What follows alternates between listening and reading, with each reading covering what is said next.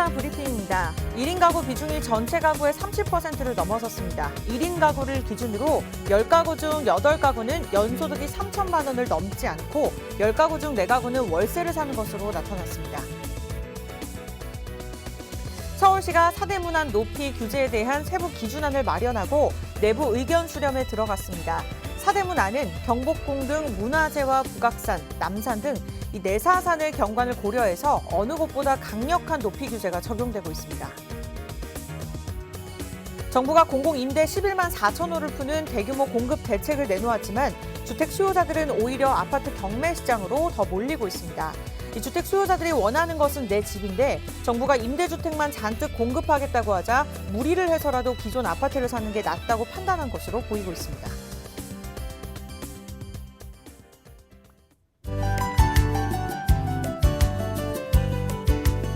네, 시청자 여러분 안녕하세요. 부동산 고민이 무엇이든 물어보세요. 1부 생방송 진행을 맡은 이정현입니다. 네, 늦었다고 생각했을 때가 늦었을 때다. 개그맨 박명수 씨가 전한 말이라고 하는데요. 최근 이 말이 이제 투자 시장에 있어서 뼈 때리는 명언으로 유행하고 있다고 합니다. 이제 노후를 시작하는 은퇴자들에게 내 집 마련을 하는 무주택자들에게 그리고 자산 증식을 위한 투자자들에게 아무래도 통하는 말이 아닐까 싶은데요. 아직도 부동산 투자의 조언을 못 구하신 분들 늦지 않았습니다. 저희가 하루라도 빨리 여러분들을 위해서 도움 드리도록 할 테니까요. 오늘도 2시간 동안 함께해 주세요. 방송 보시다가 부동산에 관련된 궁금증 고민 주저 말고 서울 지역번호 02-2638-3973 전화 주시면 되고요. 문자는 샵 3989번 남겨주시면 되겠습니다. 그럼 지금부터 부동산 고민 무엇이든 물어보세요 1부 시작할게요.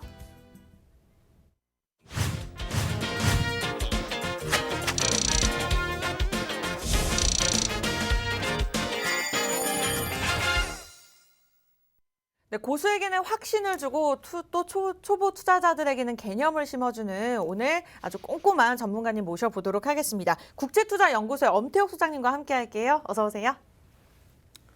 네, 안녕하세요. 국제투자연구소 엄태욱 소장입니다. 매주 수요일 날 제가 우리 시청자분들 고민 상담을 좀 진행해드리고 있는데요.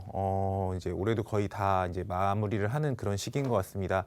정부가 계속적으로 정책을 많이 내놓고 후속 조치를 시행함으로 인해서 굉장히 좀 복잡하고 어려운 시기인 것 같은데 혼자 고민하지 마시고 참여해 주시면 제가 최선을 다해서 상담 도와드리도록 하겠습니다. 네, 실패 없는 내 집 마련부터 또 알짜배기 투자처까지 저희가 상담 자세하게 도움드릴 예정입니다. 오늘 엄태욱 소장님과 생방송으로 함께하고 싶다 하시는 분들 워낙 자세하게 설명을 도움 주시기 때문에 원하시는 분들 많으실 겁니다. 서울 지역번호 02-2638-3973 지금 바로 전화 주시면 되고요. 문자는 정보 이용료 100원 부과되는 샵 3989번 내 숫자만 눌러주시면 되겠습니다. 네, 본격적으로 속 시원하게 해결해 드리도록 할게요. 첫 번째 시청자부터 연결해 보겠습니다. 여보세요? 여보세요? 안녕하세요, 시청자님. 네, 안녕하세요. 네, 오늘 어떤 고민 있으실까요? 예, 저기 민천에 네. 예, 만수우동 빌라가 저기 942-7 그리고 네. 또 저기 만수사동 만수주공 아파트 2단지 네. 27평형 그거를 향후 전망을 알고 싶어서요. 네, 알겠습니다. 시청자님. 인천시에 이제 빌라 말씀 주셨는데 942- 몇 번째일까요? 7번. 7번지요? 예. 네, 알겠습니다. 그리고 만수주공 2단지 아파트 두 가지 물건 향후 전망 저희가 상담 도움 드릴게요. 네. 소장님과 인사 나눠보세요. 네, 네. 안녕하세요. 안녕하세요. 네, 제가 주소 찾았고요. 만수주공 아파트는 여기 있고 그 건너편 쪽으로, 그러니까 문 열려고 있는 쪽으로 빌라가 네. 있네요. 네, 네. 예, 오래된 거죠, 빌라가. 네, 오래됐어요. 그럼 언제부터 가지고 계셨어요? 한 2001년도부터 갖고 있었어요. 2001년도? 네. 그러면은 거주는 주공에서 하시는 거고, 아니, 거주는 저기 이쪽으로 옮긴 지는 1년 좀 넘었어요. 그러면 거주는 지금, 그러니까 거주를 주공에서 하고 계시는 거예요? 네. 여기서 거주하시는 거고 저기는 임대를 놓고 계시고 그러면? 네, 거기서 살다가 이쪽으로 온 지 1년 됐어요. 아, 그 빌라에서 거주하시다가 여기로 이사 가신 거예요? 네. 아, 네. 그러면은 지금 제일 고민되시는 게 어떤 거예요? 그리고 빌라하고 다 둘 다. 아, 둘 다 뭐 앞으로 어떻게 해야 되는지? 네, 전망이 궁금해서요. 아, 전망이 좀, 그러면 지도를 조금 크게 놓고 볼게요. 네. 일단 제가 만수동 그 위치는 확인을 좀 했고요. 네. 지도를 좀 크게 놓고 좀 보는 게 맞을 것 같아요. 네. 일단 좀 볼게요. 그러면 일단 몇 가지만 여쭤볼게요. 이 빌라는 지금 현재 네. 2001년도에 매수하셨다고요? 예, 예. 그러면은 쭉 거주를 쭉 하시던 거예요? 네, 거주하다가 네. 17년도에 아파트를 샀어요. 만수주공을. 거주하다가 몇 년도에 아파트를 사셨다고요? 2017년도에. 17년도에. 그게 네. 이제 만수주공 2단지인 거죠? 예, 예. 요걸 거주하다가 2017년도에 몇 평이에요? 27평형이요. 27평. 2단지를 매수해서 네. 전세를 2년 주고선 주다가 1년. 네. 아, 그러면 2019년도부터 이제 여기 거주를 하고 있는 거네요. 네, 네, 네. 아, 그러면 좀 일단 좀 내용은 알았고요. 그러면 이제 이 두 개를 어떻게 해야 될까가 이제 궁금하신 거잖아요. 네. 그러면 일단 좀 차근차근 볼게요. 네. 이 빌라 같은 경우를 2001년도부터 쭉 거주하시다가 그러면은 지금 1년 전부터 임대를 주신 거죠. 네, 네. 그러면은 지금 임대가 어떻게 들어가 있어요? 500에 네. 35만 원이요. 500에 500에 35만 원. 35만 원. 그러면 네. 이 빌라가 2001년도에 살 때는 얼마 주고 사셨어요? 그때 1,800인가 그 정도 주고 샀어요. 1,800만 원. 그러면 네. 혹시 요새 시세는 얼마인지 아세요? 요새 시세는 한 5, 6천인가? 한 5, 6천 정도? 네, 그렇게 자세히 모르겠어요. 왜 그러냐면 빌라들 같은 경우는 아무래도 좀 시세가 아파트랑 조금 달라서 네. 뭐 이제 뭐 건물의 뭐 평수라든가 뭐 이제 뭐 현재 뭐 건물의 용도라든가 이런 것들 조금씩 달라질 수는 있어요. 예. 근데 이제 한 5, 6천 정도면 여기서 이제 조금씩 이제 차이가 조금 날 수 있지만 거의 이제 시세가 요 정도 된다는 것 같고 예. 2017년도에 만수주공 2단지를 얼마에 사셨어요? 그때 2억 2,200 주고 샀어요. 2억 2,500? 2,200이요. 2억 2,200? 네. 그럼 요즘에는 이거 많이 안 올랐죠? 그렇게 많이 안 올랐어요. 한 얼마 정도 한대요, 요즘에는? 2억 7천에서 9천까지 간다는 것 같은데 한 그때 모르겠어요. 자세하게. 2억 7천에서 뭐 9천 사이? 네. 그럼 요것도 이제 물론 안에서도 좀 차이가 날 수 있으니까 좀 틀릴 것 같은데 네. 일단 제가 한 가지만 여쭤볼게요. 그러면 이 빌라를 지금 작년에 그러면 거주를 하다가 그 만수주공으로 들어가면서 이거를 지금 임대를 주신 거잖아요. 네. 이걸 왜 안 판 거예요? 아니 여기 저기 만수주공은 아들 이름으로 돼 있고 네. 빌라는 저 이름으로 돼 있거든요. 네, 그래서 이제 아들이 장가 가면 네, 그쪽으로 가든지 우리가 그쪽으로 가든지 네. 이제 아들이 가든지 그렇게 하려고 아, 그랬거든요. 아 그러면은 빌라는 어머님 명의로 되어 있으시고 네. 요 만수주공 2단지는 일단 자녀 명의로 되어 있는데 자녀가 나중에 이제 뭐 결혼을 하면 뭐 여기 살든가 네. 여기로 살든가 이제 뭐 요런 계획이신 거죠? 네네. 근데 지금 같은 계획이면 둘 다 못 파는 거 아니에요? 근데 이제 팔진 않아도 이제 전망이 궁금한 거죠. 전망이? 나도 괜찮나. 아 전망이 예. 전망을 얘기 드리면요. 네. 전망 자체는 그렇게 좋지는 않아요. 좋지 않아요? 왜 그러냐면 네. 일단 기본적으로 제가 그래서 이거 자세하게 좀 물어본 건데 만약에 지금보다 더 좋은 방법이 있다면 그걸 설명드리려고 얘기를 드렸던 건데 네. 일단 그냥 이 지금 상황으로서는 사실 뭐 매도를 하고 팔고 다른 데로 간다고 하면 모르겠지만 네. 지금 이 두 개로 그냥 보유를 한다면 이렇게 얘기를 드리는 게 편할 것 같아요. 지금 이 2000년에 살던 빌라는 500에 35만 원을 받고 있죠. 네네. 그냥 35만 원 받으면 1년이면 한 400만 원 정도 되는 거잖아요. 예. 그거 외에는 아무것도 없어요. 네. 왜 그러냐면은 이게 지금 2001년도에 그 매수를 해서 거주를 하셨잖아요. 네네. 그러면은 일단 기본적으로 한 20년은 됐을 거고 예. 뭐 더 됐을 수도 있지만 기본적으로 20년은 됐다는 소리잖아요. 예. 근데 이게 무슨 여기가 무슨 뭐 정비구역 이런 거 아니죠? 글쎄 그걸 모르겠어요. 실은. 정비구역 아니, 그런 거 아니에요. 거기 그 모래내 시장 가는 쪽 복개도로 있는 쪽 그쪽 위쪽이랑 문일려고 사이인 거잖아요. 예. 그쪽은 정비구역이 아니에요. 아 그래요? 정비구역이라고 하는 건 지금 우리가 흔히 얘기하는 것처럼 만약에 뭐 무슨 아파트가 재건축한다 그러면 그것도 정비구역이라고 하는 거고 뭐 어디를 재개발한다 그러면 무슨 뭐 어디 몇 구역 이런 게 있잖아요. 예. 그런 게 정비구역인데 일단 정비구역으로 지정이 돼야 뭐 이거를 뭐 부신 다음에 여기 뭐 아파트 단지를 만든다든가 이렇게 되거든요. 예. 근데 여기 그 만수동 요쪽에 그 문일려고 앞쪽으로 제가 알기로는 무슨 정비 계획이 지금 지정되어 있거나 그렇게 되어 있지는 않을 거예요. 아 네. 그러다 보니까 뭐 이게 뭐 자체적으로 뭐 다시 새 아파트가 될 수 있는 여건이 되는 것도 아니고요. 예. 그렇다라고 한다면 내년, 후년, 2년, 3년, 4년, 5년 지나면서 연식은 더 되겠죠. 그렇죠. 연식은 더 되다 보니까 임대료는 그냥 500에 35만 원 정도는 꾸준하게 나올 수는 있지만 예. 이 자체가 금액이 껑충 뛴다거나 이렇게 하려면 사실 뭔가가 다른 무슨 외부적인 요인이 있어야 돼요. 아 그 외부적인 요인이 뭐 이거를 부신 다음에 다시 아파트로 바뀐다던가 이렇게 정비구역이 된다던가 이렇게 돼야 되거든요. 그럼 이거 아니면 사실 이 자체만으로 그냥 금액이 올라가기에는 조금 무리가 있어요. 이 자체가. 그리고 지금 2017년도에 만수주공 요렇게 만수주공 2단지를 샀잖아요. 네. 근데 지금 어쨌든 한 5, 6천 올랐다고 그냥 가정을 해볼게요. 예. 이게 5, 6천 오른 거면은 인천에서도 남동구에서 사실 거의 안 오른 거예요. 이게 지금 왜 이런 게 나왔냐면은 만수주공은 사실 뭐 80년도 후반 요때부터 만수동 단지들 그 주공 아파트 단지들 많이 지었잖아요. 많이 지어서 지금 여기 많은 분들이 계시는데 제가 봤을 때는 그런 것 같아요. 여기 만수주공에 계시는 분들이 기대하는 건 딱 한 가지밖에 없어요. 뭐냐면 여기 만수주공 단지들이 연한이 오래됐잖아요. 네. 연한이 오래되니까 이게 혹시 나중에 재건축이 되지 않을까 이런 기대를 하고 계시는 것 같아요. 예. 자체를. 근데 재건축이라고 하는 거는 제가 아까 얘기했잖아요. 근데 만약에 아까 빌라에서 얘기했던 것처럼 외부적인 요인이 작용해갖고 하려 그러면 이게 뭐 재건축이 된다든가 이러면 지금보다 그 위치에 사실 거주하긴 편하잖아요. 네. 그 위치에 새 아파트들이 들어온다라고 하면 금액은 지금보다 올라갈 수는 있겠죠.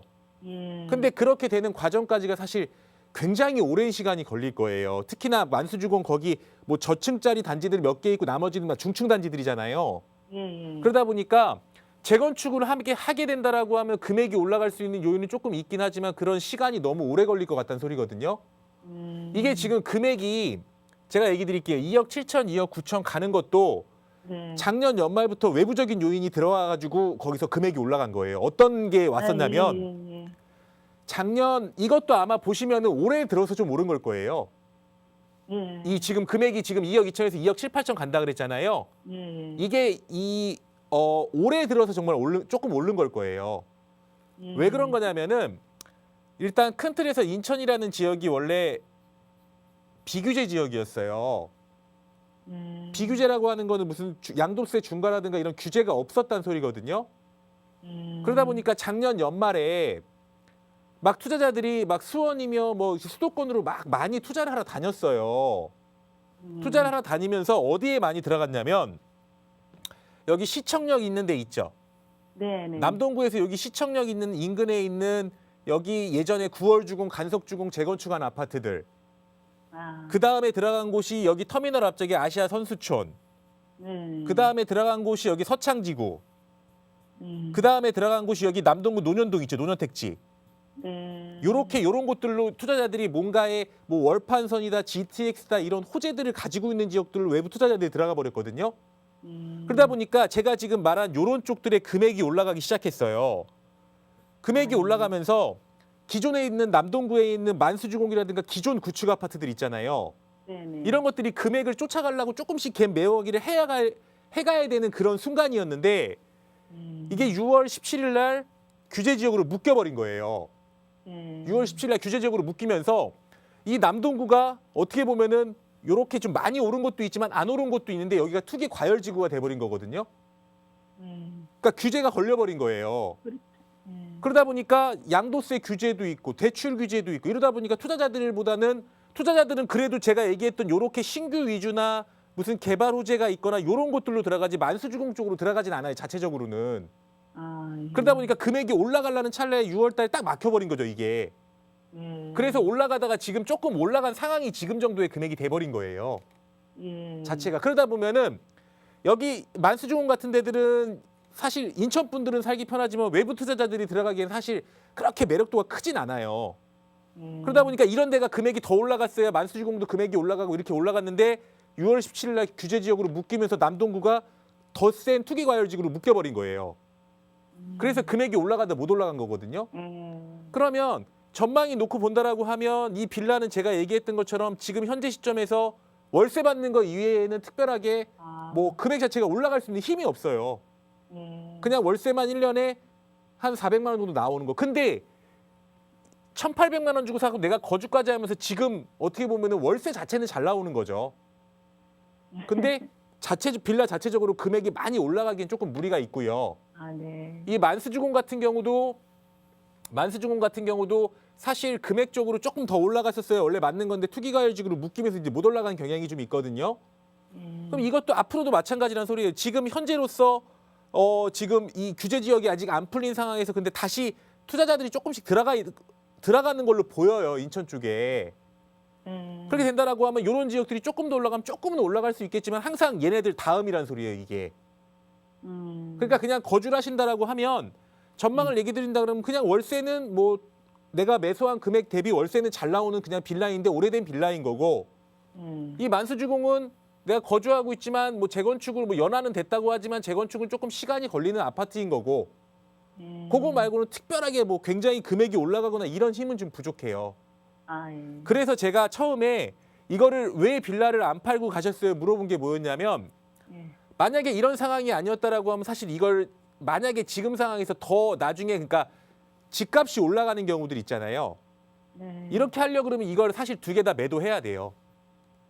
아, 매도한 다음에 제가 얘기했던 정말 투자자들도 그렇고 실수요자들도 좋아하는 그런 쪽들로 조금 이사를 먼저 갔다라고 하면 그러니까 집값이 올라가는 건 지금보다 훨씬 날 거예요.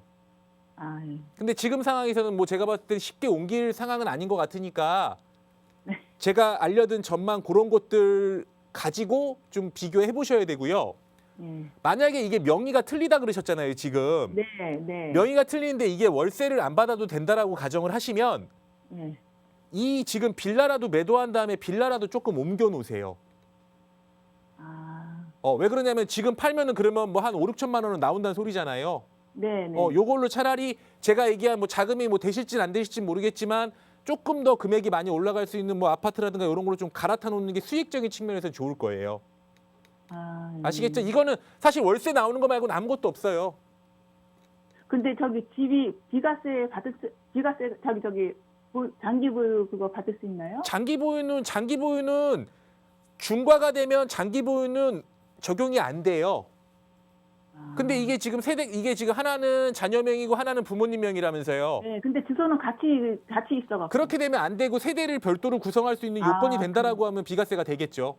아, 예. 그렇게 된다라고 하면 지금 빌라 같은 거는 비과세가 나올 테니 그런 것들은 좀 옮겨보시는 게 제가 봤을 땐 수익적인 측면에서는 훨씬 좋으실 거예요. 아, 예. 네, 그렇게 정리할게요. 네, 네. 감사합니다. 네. 네, 이렇게 해서 자세하게 상담 도움 주셨습니다. 뭐 둘 다 매도하시고 더 괜찮은 투자처를 보시는 것도 좋지만 어쨌든 상황상 그게 아니다 보니까 조금 더 보유하시면서 시장 흐름 보시면서 결정하시는 게 좋을 것 같습니다. 이렇게 상담 도움 드렸고요. 이어서 두 번째 분 만나보도록 할게요. 여보세요? 여보세요? 안녕하세요, 시청자님. 네, 안녕하세요. 네, 오늘 어떤 고민 때문에 연락 주셨을까요?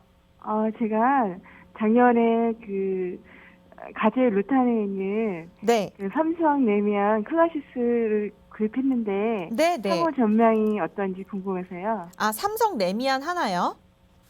네. 알겠습니다. 향후 전망에 대한 저희가 상담 도움 드릴게요. 소장님 지금 함께 듣고 계시거든요. 인사 나눠보세요. 네, 안녕하세요. 네, 안녕하세요. 네, 안녕하세요. 네. 클라시스 매수하셨다고요? 네. 몇 평이에요? 네. 잘 안 평수가? 되는데요. 평수가 몇 평이세요? 40평이요. 40평이요? 네. 40평. 요걸 언제 사셨어요? 그거를 작년 12월 정도에 네. 이제 첫 번째 계약을 하고 네. 중도금은 네. 올해 2월 달에 네. 내서 이제 들어왔어요. 그러면 이제 올해 어쨌든 올해 매수하셨다는 거죠? 네. 얼마에 사셨어요? 한 7억 5천 정도 샀어요. 7억 5천. 그럼 지금 네. 거주하고 계시는 거고. 네. 그러면 제일 궁금하신 게 어떤 거예요? 이제 향후 전망이요. 전망. 근데 제가 전망이면은 뭐 사실 그냥 기본적으로 40평을 7억 5천 주고 샀잖아요. 네. 근데 그 자체만으로도 그냥 괜찮지 않을까요? 그렇죠. 네, 그렇죠. 근데 이제 궁금하신 게 좀 걱정되시는 게 근데 그 중에서 좀 있으실 것 같아서 제가 여쭤보는 거예요. 걱정되는 건 네. 아니고요. 네. 이제 거기 이제 있다 보니 잘 몰랐는데 서부선이나 뭐 이런 게 들어온다고 했는데 네. 네. 경전철에 들어오면은 네. 저희 그 아파트도 네. 영향이 있지 않을까. 네. 네. 근데 이제 만약에 경조철이 들어와요? 네. 그럼 우리 아파트만 영향이 있을까요? 다른 아파트도 영향이 있겠죠. 그러니까 그거는 사실 지금 상황에서 그것보다 네. 우리 아파트가 더 올라갈 수 있는지 없는지를 보는 게 더 맞는 거죠. 왜 그러냐면은 네, 이 맞아요. 지역 자체가 어떻게 보면 여기는 가제울 유타운이라는 그 유타운 안에 이제 위치하고 있는 거잖아요. 네.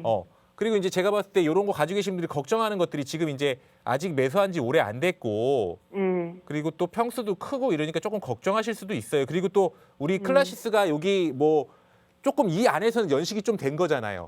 맞죠. 예. 그러니까 연식도 있고 평수도 조금 그렇고 그러다 보니까 조금 걱정돼서 그런 것도 궁금하고 전망도 궁금하고 이러신 것 같아요. 네, 맞아요. 근데 그럼 제가 일단 그래서 제가 그런 것들이 아마 걱정되긴 하실 텐데 그래서 한번 여쭤본 거고 네.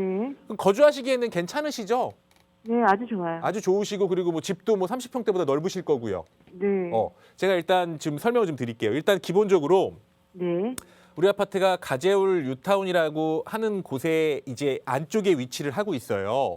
예, 예. 그럼 기본적인 이게 너무 어렵게 생각하시니까 조금 복잡할 수도 있는데 지금 쉽게 생각하시면 돼요. 어떻게 생각하시면 되냐면 예. 이 유타운이라고 하는 건 기본적으로 유타운이 서울시에 원래 많이 있었는데 그게 계획대로 진행되다가 거기서 뭐 좀 해제되기도 하고 안 된 곳도 있고 막 그래요.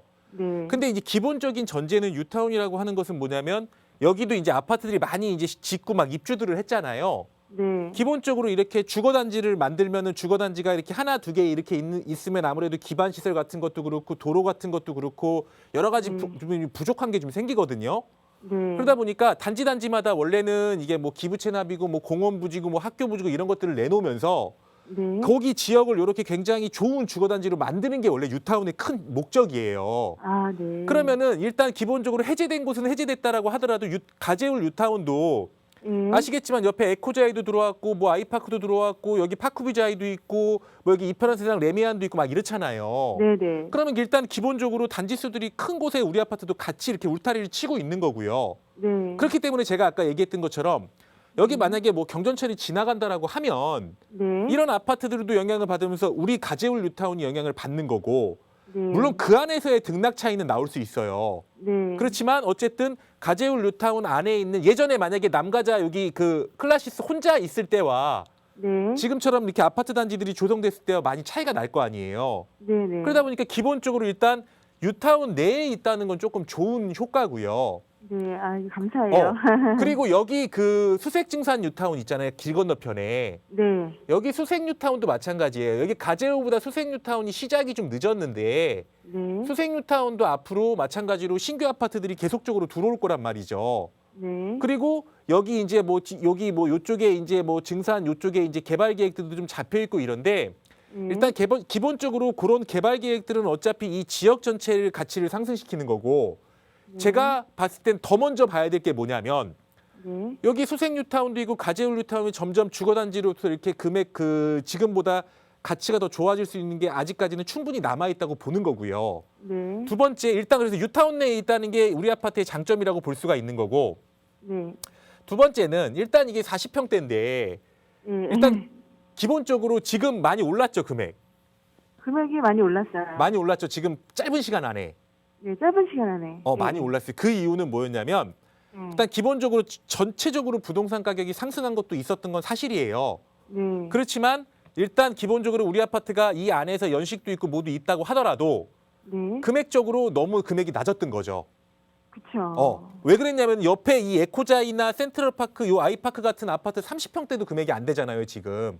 그쵸. 그러다 보니까 이런 신규 아파트들이 들어오면서 제가 얘기했던 그대로예요. 신규 아파트들이 들어오면서 가재울 뉴타운의 전체적인 금액이 올라갔을 거 아니에요. 네, 맞아요. 그러니까 여기 안에 있는 기존에 있는 이런 아파트들도 금액이 낮게 된 거고 이 낮은 것들이 올라가게 돼버린 거예요. 아. 그리고 또 한 가지 일단 그러니까 금액이 좀 낮았던 거죠 우리 아파트가.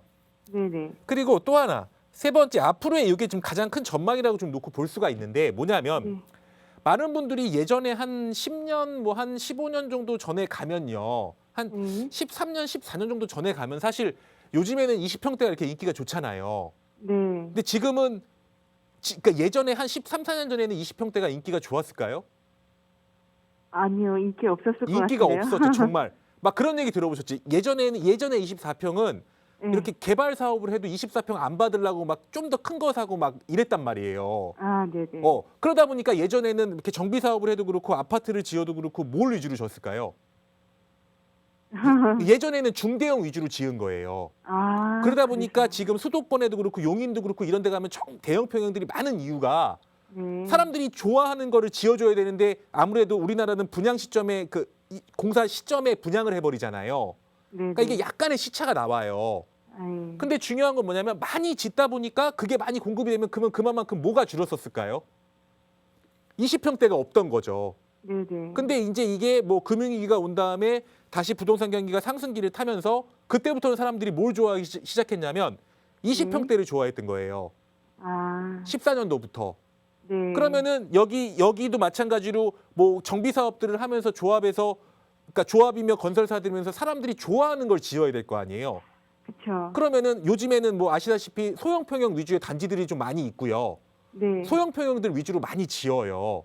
네. 그러면 이 소리가 뭐냐면 우리는 어쨌든 85제곱이 초과되는 국민주택 규모보다 초과 아파트인 거잖아요. 그쵸. 그러면 이 소리는 뭐냐면 이게 뭐 절대적이지 않을 수는 있지만 앞으로 공급이 많지 않다는 소리예요.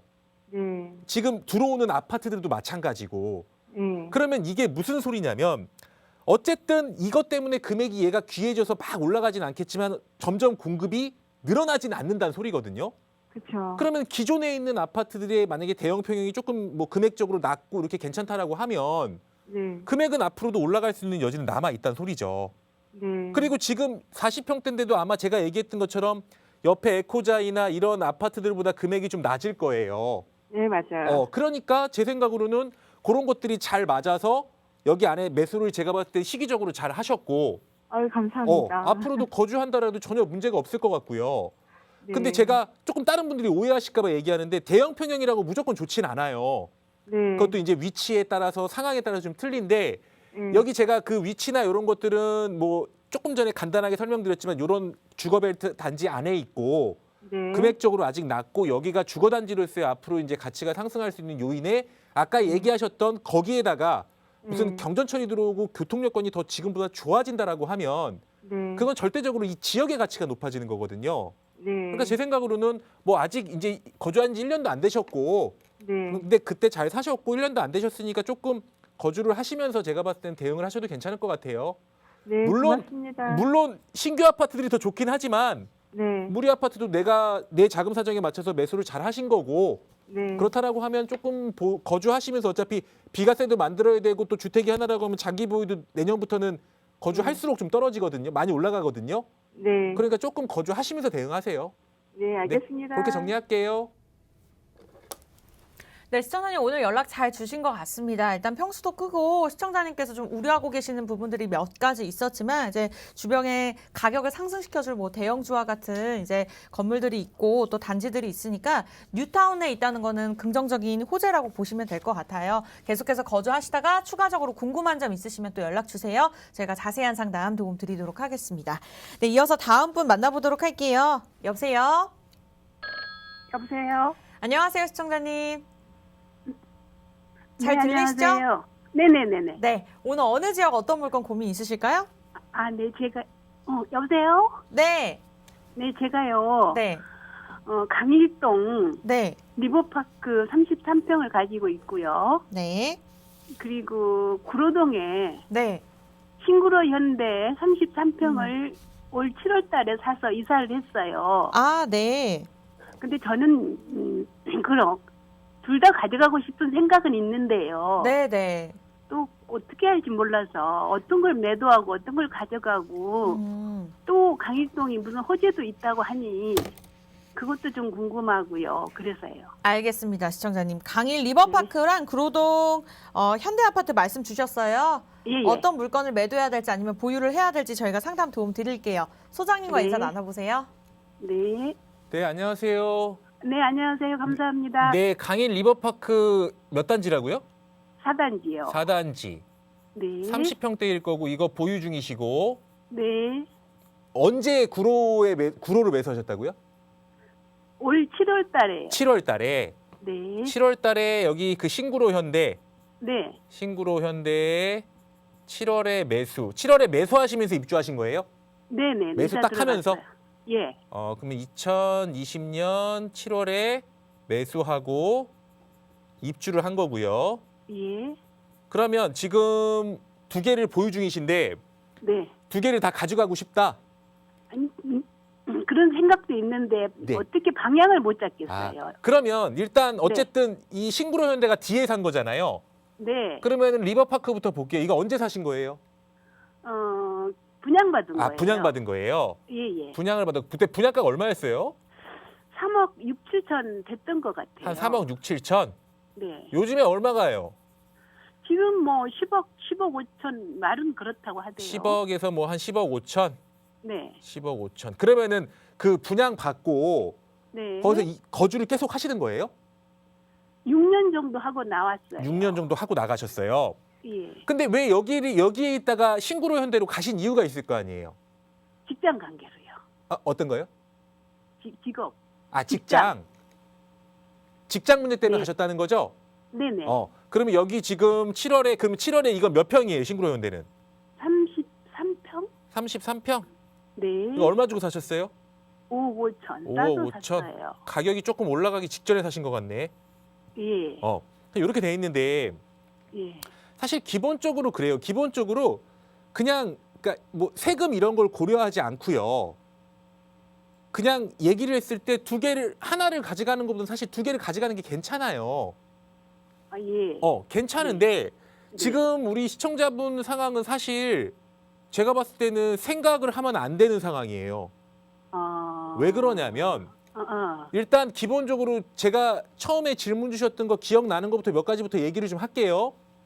네. 일단 강일동 같은 경우가 앞으로 뭐 호재가 있냐 없냐 뭐 이렇게 얘기를 하시고 뭐 그러다 보니까 두 개를 다 가져가고 싶다 이런 생각이신 것 같아요.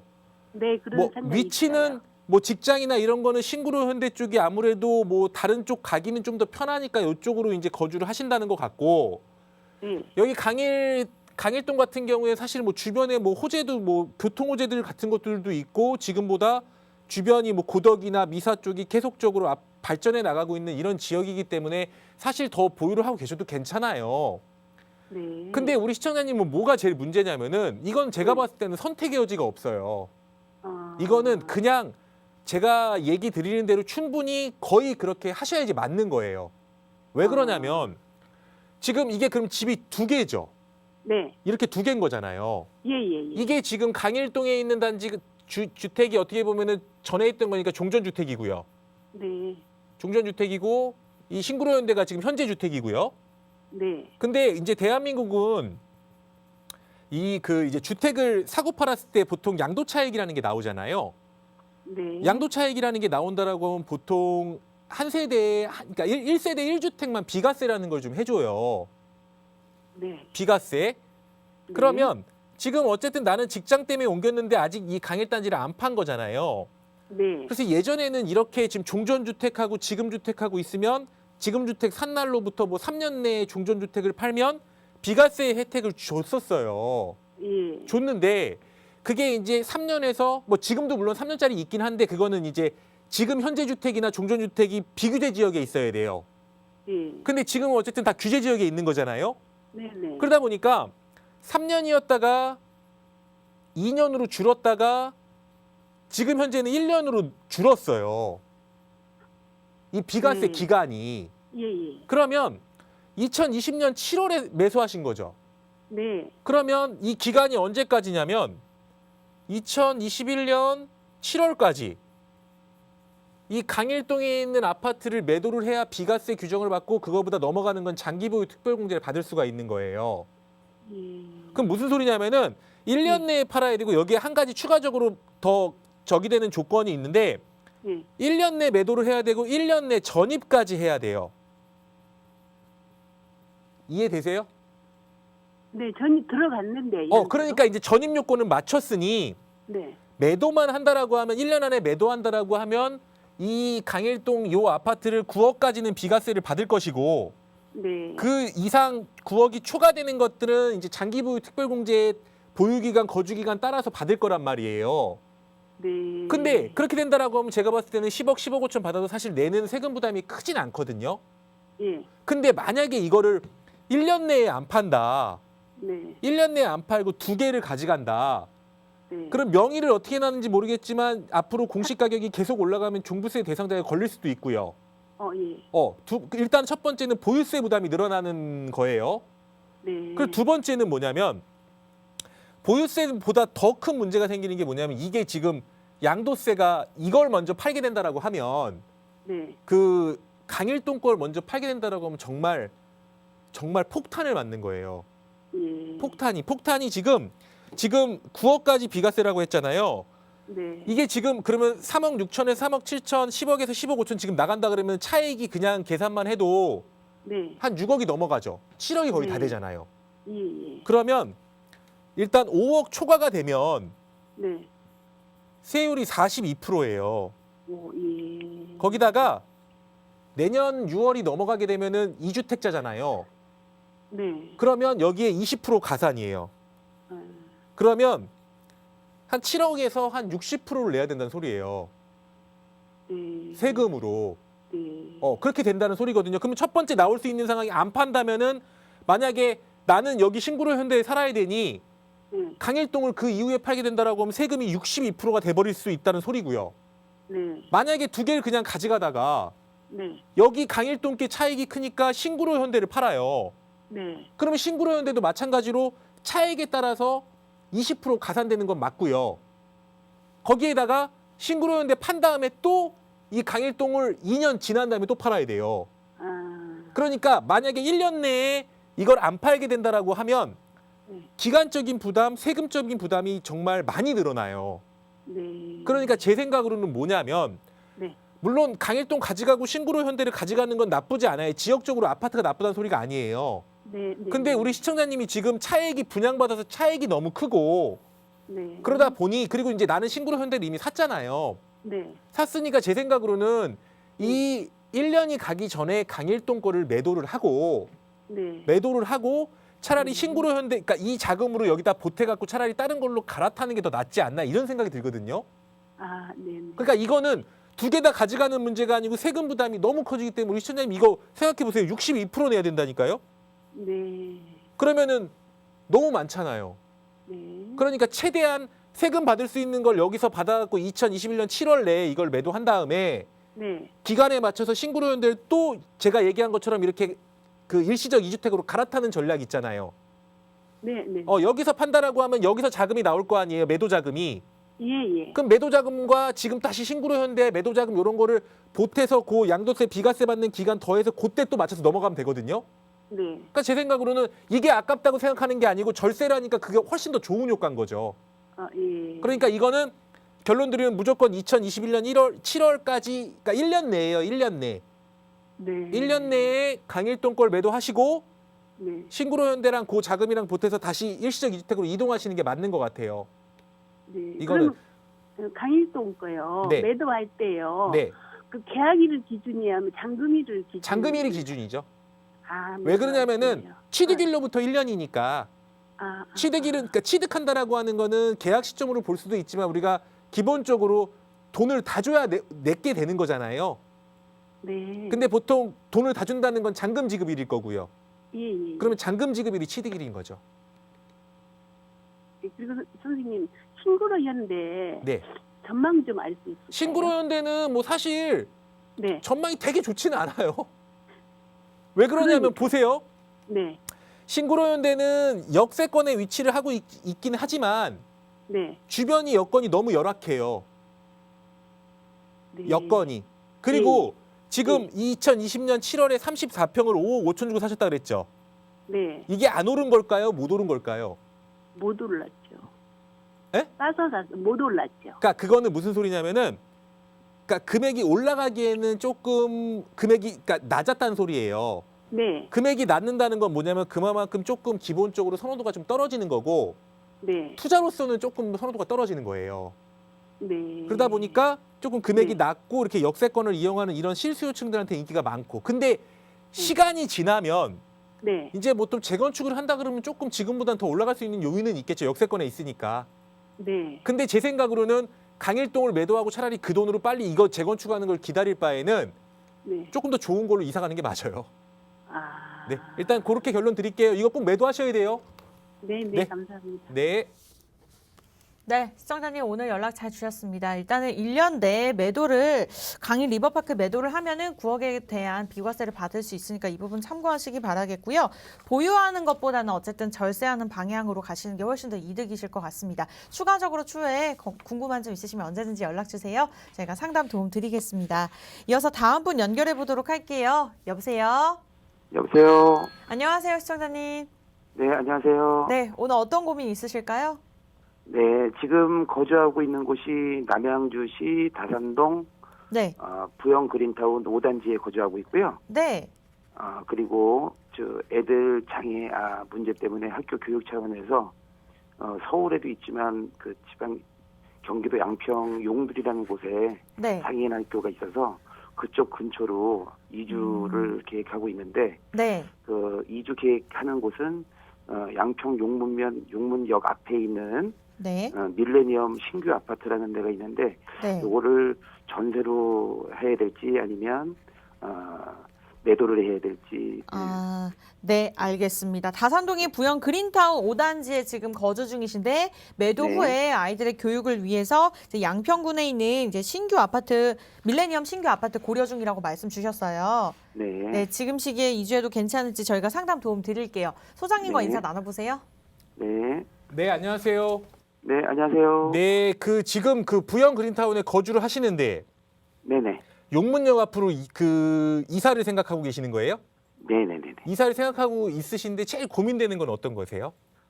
지금 거주하고 있는 곳도 네. 매도를 해야 될지 네. 전세를 놔야 될지도 그것도 고민이고 네. 그 이사를 해야 될 때도 마찬가지로 네. 전세를 가야 될지 매도를 해야 될지.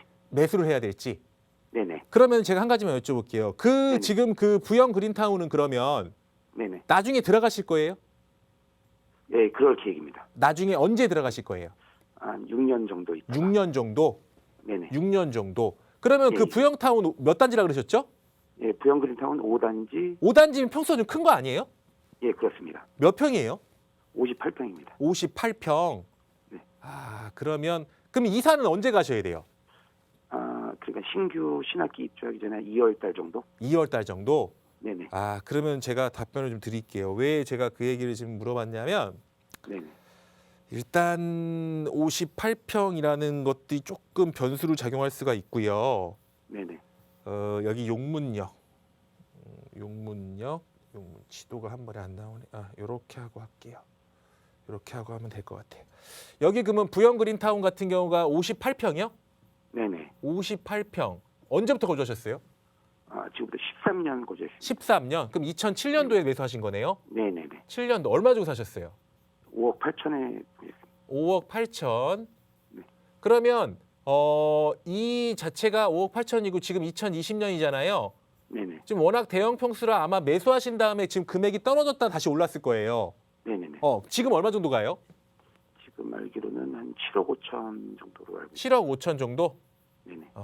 지금 볼게요. 그러면 이제 어쨌든 요렇게 지금 현재 상황인 거고 네. 지금 또 하나는 이제 그 용문역 쪽에 이제 그 신규 아파트라 그러셨어요. 네. 용문역 앞에 신규 아파트. 이게 뭐 단지인가요, 아파트가? 아니요, 나홀로 아파트. 나홀로 78 아파트. 세대. 예. 신규 나홀로 아파트. 네. 그리고 6년 정도 후에는 다시 부영으로 가실 거고. 네. 6년 후 부영으로 다시 이사. 근데 사실 이거는 그러면은 저 집을 만약에 안 팔고 가면 전세로 가실 거 아니에요. 전세를 놓고 가실 거잖아요. 예, 전세를 놓고. 예. 전세를 놓고 간다라고 하면 용문역 앞에 아파트는 살 수 있을 거고요. 네네네. 그렇죠? 네. 근데 제 생각으로는 이럴 것 같아요. 그래서 제가 이게 6년 후에 다시 들어가실 거, 그러니까 몇 년 후에 다시 들어갈 거 물어본 이유가 네. 일단 그냥 기본적으로 우리 아파트는 대형이긴 한데요. 네. 조금 큰 대형이에요. 물론 부영 아파트 더 큰 평수도 있을 거예요, 이거. 네네. 네. 근데 조금 일반적으로 뭐 이제 보통 34평, 뭐 40평대 뭐 초중반 요 정도 얘기하는데 58평이면 사실은 조금 큰 평수거든요. 네네. 그 이 소리는 뭐냐면 거주하시는 분들은 굉장히 주거 만족도가 좋겠죠. 집이 크니까. 네. 근데 사실 투자자들은 잘 들어가는 평수는 아니에요. 네. 투자자들은. 그리고 이게 지금 제가 알기로는 2007년에 5억 8천이면 뭐 금액이 매수하신 이후로 조금 올랐다가 금융위기 온 다음에 쭉 빠졌다가 다시 14년, 15년 좀 어느 정도 보합세 유지하다가 아마 한 오르기 시작한 지는 한 1년이 안 됐을 거예요. 네. 왜 그런 거냐면 금액이 다시 올라간 거는 이 남양주 전체의 금액이 올라가다 보니까 지금 7억 5천이면 뒤에 다산신도시 34평보다 금액이 싼 거거든요. 네. 그러다 보니까 남양주 전체의 금액이 올라가다 보니까 여기서 이제 금액이 주춤주춤 보합세를 유지하고 있다 금액이 올라가서 지금 현 상태가 돼버린 거고요. 네네. 그러면 가지고 있다라고 하면 제 생각으로는 요 정도 금액은 유지를 시킬 거예요. 네. 조금 더 올라갈 수도 있고. 근데 이거를 전세를 주고 만약에 용문으로 가잖아요. 네. 전세를 주고 용문으로 가서 이걸 매수하게 된다라고 하면 네.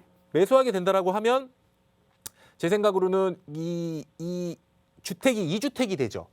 네. 주택이 2주택이 되는데 여기는 규제 지역이 아니다 보니까 일시적 2주택 기간이 3년이에요. 네네. 그러면 3년 내에 여기 그 부영 그린 아파트를 매도하면 비과세가 나오긴 하는데 네. 제가 봤을 때는 이 58평이 조금 큰 평형이라 그랬죠. 네네. 그리고 좀 실수요자들이 많이 찾는다 그랬죠. 네네. 이런 평형들은 사실 전세 놓고 하면 팔기가 쉽지가 않아요. 아, 이 평수는. 그러니까 만약에 뭐 34평이라든가 이런 건 그래도 조금 싸게 내놓으면 팔리기도 하는 경향들이 조금 있는데 네. 이거는 투자자들이 아니니까 투자자들보다는 실수요자들이 많으니까 내가 들어가지 못한다 그러면 매수가 잘 연결이 안 돼요. 네. 그러다 보니까 제가 몇 년 후에 들어갈 거냐고 물어본 거고 네. 여기를 전세 주고 만약에 여기 가면 일단 2주택이면 일시적 기간이 3년인다고 하더라도 3년이 넘어가게 돼서 어쨌든 차익이 많지 않더라도 차익을 내버려야 되는 거잖아요. 네네. 그러니까 제 생각으로는 일단 이거는 딱 결단을 내리셔야 될 게 뭐냐면 첫 번째 용문으로 갈 때 아파트는 매수하시면 안 돼요. 아, 왜 그러냐면 용문역 요 잔치에 아파트도 많이 없고 거기에 아파트들이 뭐 단지가 뭐 단지화를 이루게 있는 게 한두 개 있는 걸로 제가 알고 있는데 뭐 코아룬가 이런 것들 네네네. 가격이 거의 안 올라요. 그렇죠. 예. 가격이 거의 안 오른다라고 하는 거는 앞으로도 뭐 오를 게 크게 없다는 소리거든요.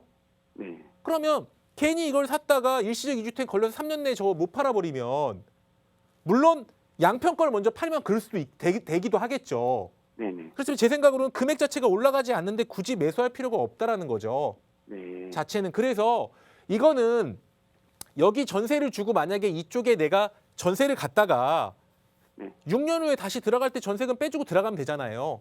네네. 그러면 일시적 2주택에 뭐 일시적 2주택 이런 것도 아니고 사실 뭐 만약에 저게 안 들어간다고 하더라도 그냥 매도를 해도 사실 뭐 1주택이니까 걸리는 게 없는 거고요. 네네네. 그러니까 제 생각으로는 양평 자체가 금액이 안 올라가니 굳이 이거를 매수한다라고 해도 제가 봤을 때는 의미가 없을 것 같고 만약에 뭐 여기가 금액이 올라간다라고 하면 매수했다 파세요 이러겠죠. 그렇지만 금액 자체가 올라가지 않으니까 네네. 비규제 지역이라고 하더라도 내가 굳이 2주택자를 만들 필요가 없는 거예요. 네. 그러니까 금액이 안 올라간다라고 하는 건요. 여기 가서 거주하시면 알겠지만 전셋값이나 이런 뭐 집 구하기가 뭐 이렇게 서울 도심처럼 아니 시내처럼 이렇게 어렵지 않을 거예요. 네네. 그러다 보니까 뭐 전세금 같은 것도 조금 올라간다면 제가 봤을 때 조금 올려주시고 6년 정도 거주하시면 네. 그 이후에 일로 오는 게 이 아파트를 팔기도 훨씬 좋은 조건이고 기간적인 것도 안 걸리고 용문역 앞에 집을 매수하시는 것보다는 훨씬 낫죠 이게. 네. 그러니까 제 생각으로는 차라리 이런 경우는 나타날 수 있어요. 여기는 일단 결론은 매수는 하지 마세요. 네. 매수는 하지 말고 이걸 만약에 나중에 내가 여기를 나 이 평수가 꼭 필요한다라고 하면 전세 주고 갔다 그냥 전세 오시고요. 네네. 만약에 여기 나중에 좀 평수 줄여도 돼. 네, 그걸 원합니다. 그렇게 된다라고 하면 요번에 매도하신 다음에 네. 여기 전세 얻으시고요. 네. 차라리 갈아타기를 하세요. 아. 갈아타기를 해서 차라리 다산이면 다산이고 갈아타기 해놓고 네네. 내가 나중에 글로 들어가 버리세요. 그게 나아요. 아. 그러니까 어쨌든 매수하지 마시고 저거 팔고 그러면 여기 전세 얻은 다음에 다시 매수. 아. 이렇게 결론 드릴게요. 아, 아시겠죠? 예. 용문권 사지 마세요. 아. 네, 그렇게 정리하겠습니다. 네, 감사합니다. 네. 네, 이렇게 해서 앞으로의 전략까지 자세하게 세워주셨습니다. 참고하시다가 추후에 또 궁금한 점 있으시면 언제든지 연락 주세요. 저희가 자세한 상담 도움 드리겠습니다. 네, 부동산 고민 무엇이든 물어보세요. 1부 저희가 준비한 소식은 여기까지인데요. 여기서 끝이 아니라 2부에서도 계속해서 여러분들의 고민 상담 도움 드릴 예정입니다. 그러니까 원하시는 분들 주저 마시고 서울 지역번호 02-2638-3973 전화 주시면 저희가 도움 드리도록 하겠습니다. 네, 부동산 고민 1부 소식 여기까지고요. 참고로 저희는 시청자 여러분들에게 다양한 정보 제공해드리고 있지만 실제 부동산의 가치나 가격의 상승과 하락은 보장하지 않기 때문에 참고로만 이용해 주시기 바라겠고요.